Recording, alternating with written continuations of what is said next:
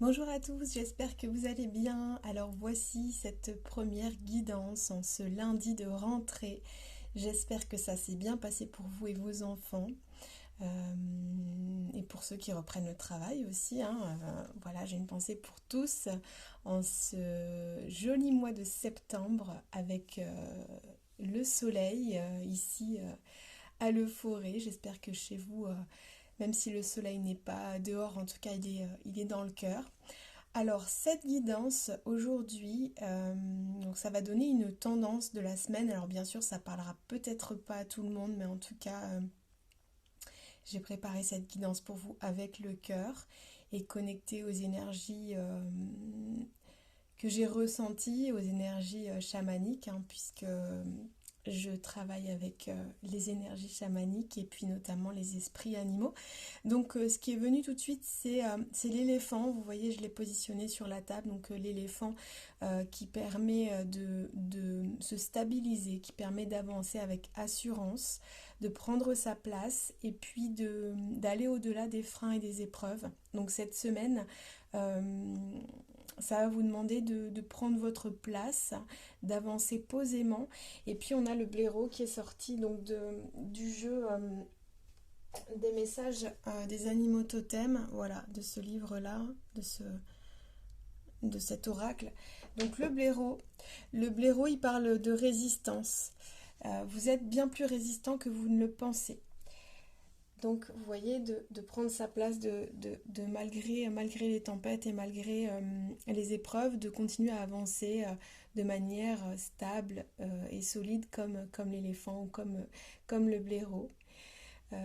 Et puis j'ai positionné cette plume alors qui permet d'alléger les énergies, hein. L'idée c'est de pouvoir avancer de manière posée et légère à la fois. Donc ça c'est une plume de faisan qui est tigrée, donc qui apporte le courage du tigre dans l'esprit, les esprits animaux. Ensuite, on m'a demandé de positionner des coquillages pour, voilà, pour permettre aux énergies d'être plus fluides et de se rallier aux éléments, hein, de se rallier à la force de la nature, quelle qu'elle soit.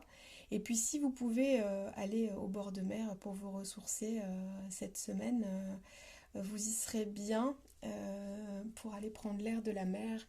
Là, j'ai aussi positionné le blé, hein, en lien donc avec la nature qui nous entoure et les bienfaits que ça pourra vous apporter cette semaine et au-delà, bien sûr, mais de toujours euh, penser que la nature peut tellement nous apaiser, nous ressourcer. Donc surtout, n'hésitez pas à aller en nature. Moi, ce matin, j'ai fait du jardinage, j'ai profité de la fraîcheur du matin pour aérer mes rosiers et pour leur faire de la place. Et puis, aujourd'hui, la guidance m'a amené à prendre la pierre de quartz rose. Donc, c'est une pierre douce qui permet de réconforter et de libérer le cœur, le chakra du cœur, Anahata. Voilà. Alors, pour l'oracle que j'ai choisi pour cette semaine, c'est l'oracle des fées et des lutins. Voilà, qu'on m'a gentiment offert, que Marie m'a gentiment offert. Donc, j'adore les oracles et elle m'a offert ça pour mon anniversaire. C'est un très, très joli cadeau, donc je vous partage ça aujourd'hui. Alors, je vous montre les cartes. On a la carte 35, les ailes de fée qui est sortie. Donc, elle représente la transformation, la métamorphose, de s'alléger, de faire sa mue et d'oser prendre son envol et changer les choses. Donc, ça annonce un changement. Ça peut être un changement de peau, c'est-à-dire vraiment un changement à l'intérieur de vous, mais ça peut être aussi d'autres transformations, même dans votre manière de vivre, éventuellement un déménagement. Voilà, ça parlera à certains. Ensuite, on a la carte de la famille des elfes, la carte 41 qui est sortie. Donc, c'est de vous relier à votre essence d'elfe. Alors, les elfes, ce sont des êtres qui sont très liés, imprégnés de la nature, qui sont imprégnés aussi de la musique, et donc peut-être que vous avez une âme de musicien, de musicienne, donc le conseil des cartes, c'est de vous rallier à ça, de vous relier à ça, votre essence d'elfe. Alors je vais vous en dire un petit peu plus parce que je trouvais intéressant de lire un peu le descriptif de la carte pour cette carte-ci, pour vous donner les éléments par rapport à la famille des elfes. Alors si vous écoutez cette guidance, probablement que vous faites partie de la famille des elfes. Les elfes ont besoin de concret et d'être dans une stabilité pour être rassurés. Vous voyez, il n'y a pas de hasard. En fait, j'ai positionné mon éléphant sur la table en premier et ensuite j'ai tiré les cartes. Et vous voyez, il y a cette notion de stabilité. L'équilibre entre l'ombre et la lumière, vos énergies féminines et masculines sont des notions importantes à travailler lorsque vous faites partie de la famille des elfes. Donc de pouvoir équilibrer le yin-yang en vous. Pas seulement si vous faites partie de la famille des elfes, mais en tout cas de trouver une harmonie en vous. Bien compartimenter leurs objectifs et les structurer sont des étapes importantes pour leur évolution intérieure. Jouer d'un instrument de musique ou écouter de la musique fait partie des loisirs des elfes pour se connecter aux autres mondes et pour capter les messages. Les elfes aiment s'instruire et lire pour approfondir leur savoir. Leur instinct de guerrier et leur sang-froid leur permettent d'affronter des situations périlleuses. Donc vous voyez, ils sont résistants comme le blaireau, hein, résistants et stables comme l'éléphant. Leur instinct donc de guerrier leur permet de garder du sang-froid. Les elfes sont de nature terre à terre et ne parlent que pour dire des choses justifiées et concrètes. Ces créatures aiment se fondre dans le décor et ne souhaitent pas trop se montrer. On les qualifie de timides ou de réservés. Si vous faites partie de la famille des elfes, votre mission est d'analyser et de transmettre un message ciblé à un moment précis. Vous apparaissez dans la vie d'une fée jusqu'à ce que le message soit passé, puis vous disparaissez. La communication et le chakra de la gorge sont des points à travailler. Créer et transmettre dans la matière sont vos missions. J'allais dire sont vos visions, mais les elfes, c'est aussi des êtres très clairvoyants et ils transmettent des savoirs. Donc voilà, peut-être que vous faites partie de cette famille-là. Ensuite, on a le lance-pierre. Donc ça, c'est, vous voyez, il a un air un peu...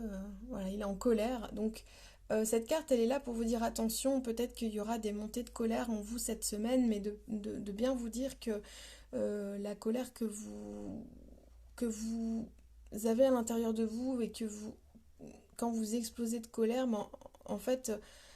quelque part, c'est bien parce que ça sort. Après, il faut que ça sorte de manière juste.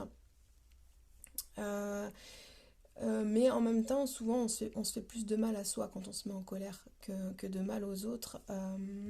Ça nous revient, en fait. Vous voyez l'idée de lance-pierre, en fait. Moi, je parlerais plutôt d'un espèce de boomerang, en fait. Donc voilà, de pouvoir trouver des manières d'accueillir cette colère, de l'exprimer de manière juste, et puis de pouvoir revenir à votre refuge intérieur. Et en ça, voilà, la cabane de lutin, c'est une carte qui parle de votre intériorité, de votre intérieur, de trouver du réconfort dans votre intériorité, mais aussi de faire du tri à la maison. Donc c'est aussi l'intérieur, la maison dans laquelle vous habitez, elle reflète votre intériorité, votre paysage et votre maison à l'intérieur de vous.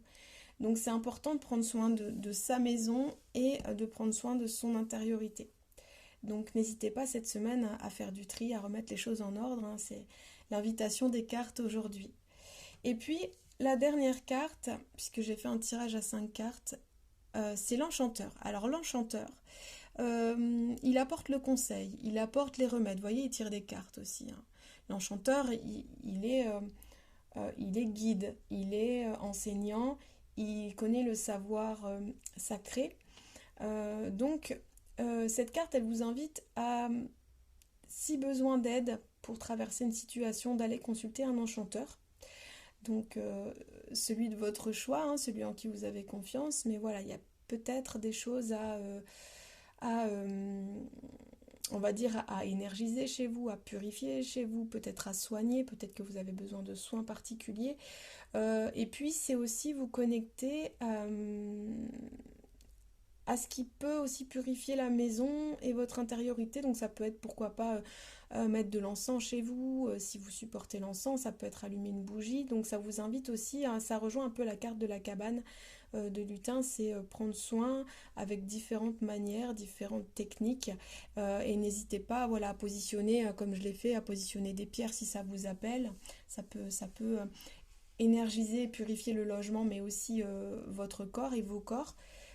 Et puis aussi aller voir à l'intérieur de vous quel est le conseil de votre guide intérieur, de votre enchanteur à l'intérieur de vous, puisqu'on on est capable d'écouter les messages du corps, les messages du cœur, pour pouvoir se sentir mieux, pour pouvoir justement libérer la colère, pour pouvoir accueillir sa tristesse, parce que la colère, l'émotion qui est sous-jacente, souvent c'est une profonde tristesse. Voilà. Et comme je dis toujours, chérissez votre colère parce qu'au moins elle vous aide à vous mettre en mouvement et à poser des limites.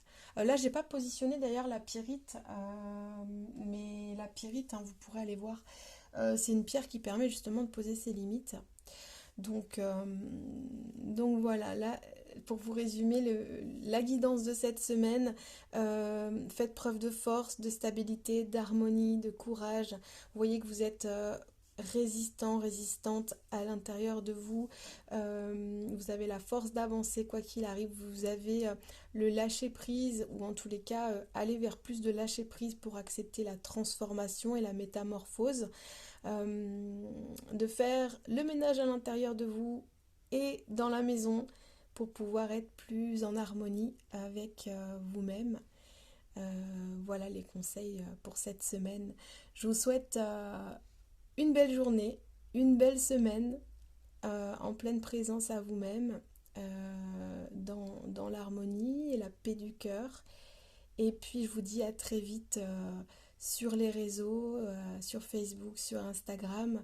N'hésitez pas à me contacter si vous souhaitez une guidance personnalisée ou un soin. Je propose aussi, je suis enchanteresse, donc si vous avez besoin d'un soin énergétique, même pour nettoyer, purifier le logement, je peux me connecter à votre logement et vous apporter les conseils, l'accompagnement nécessaire pour en prendre soin. Bien sûr, je propose des séances de méditation, des séances de yoga. Bientôt, le planning sera en ligne. Je propose des massages bien-être et massages sonores.